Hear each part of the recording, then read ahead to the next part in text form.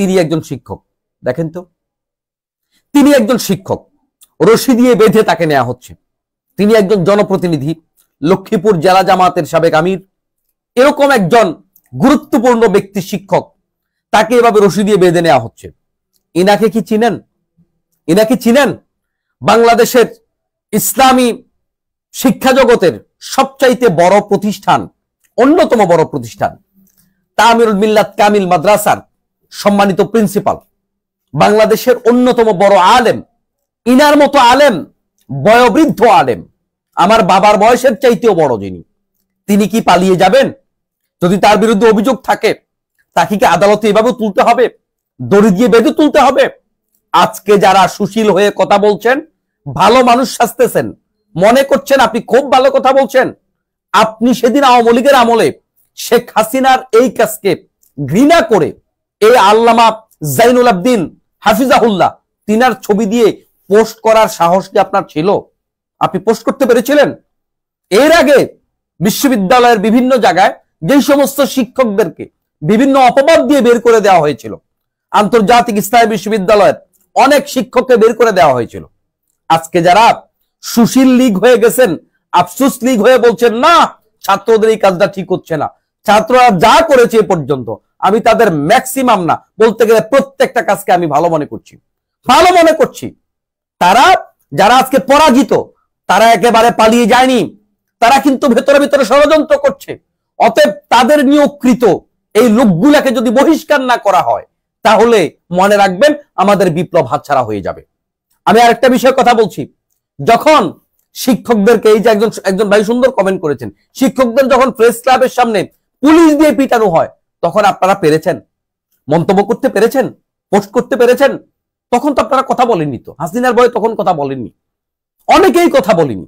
শুধু তাই না, আল মানারাত ইউনিভার্সিটি যখন দখল করেছিল ওই খুনির সরকারের লোকেরা, আপনারা কি তখন কথা বলেছিলেন? কয়জন মানারাতের পক্ষে পোস্ট দিয়েছিলেন? দেন নাই তো। এগুলো রক্তগেরা প্রতিষ্ঠান, দিতে পারেননি তো। যখন বিভিন্ন বিশ্ববিদ্যালয়গুলো দখল দিয়েছিল, মেডিকেল কলেজগুলো দখল দিয়েছিল, কথা বলেছেন?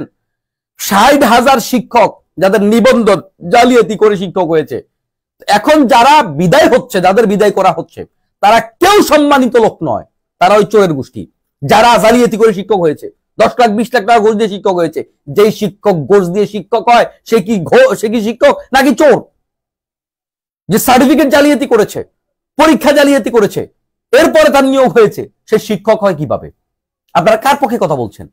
আপনারা কি চিন্তা করছেন যে এই কথা বলাটার কারণে আমাদের বিপ্লবটা হারিয়ে যাবে? যত জায়গায় তাদের প্রেতাত্মারা বসে আছে, সবাইকে ঘাট ধাক্কা দিয়ে বের করতে হবে। প্লিজ, কথাটা হার্ডলি বলছি, কেউ মনে কষ্ট নিয়েন না।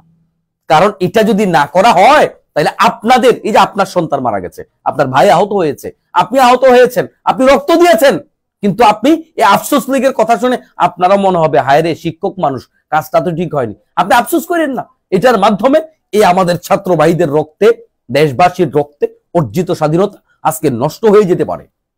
ইসলামী ব্যাংক হাসপাতাল যিনি প্রতিষ্ঠা করেছিলেন, এই ইসলামী ব্যাংকের প্রতিষ্ঠাতা মীর কাসেম আলী, তাকে ষড়যন্ত্রমূলক মামলায় যেমন দুনিয়ার থেকে বিদায় করা হয়েছে, তার এই কষ্টের রক্তের গড়া প্রতিষ্ঠান সেই ইসলামী ব্যাংকটাকে খেয়ে শেষ করে ফেলেছে। কয়জন সাহস করে কথা বলেছিলেন?